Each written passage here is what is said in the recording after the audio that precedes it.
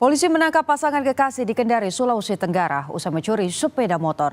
Aksi mereka terekam CCTV dan motor korban sudah dijual ke Morowali, Sulawesi Tengah. Rekaman CCTV menunjukkan pelaku masuk ke pekarangan rumah dan mencuri motor. Polisi menangkap dua pelaku berinisial AJ 27 tahun dan DI 18 tahun di Kecamatan Baruga. Keduanya merupakan pasangan kekasih.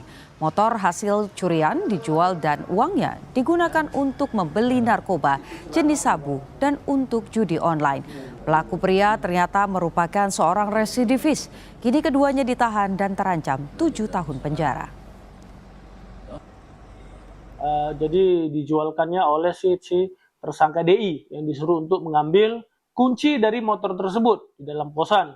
Saat itu juga mereka menjualkan motor tersebut dan hasil kejahatan dari penjualan motor tersebut yang dijual di Morowali itu digunakan untuk membeli ataupun memakai narkoba jenis sabu-sabu, kemudian dipakai untuk judi online.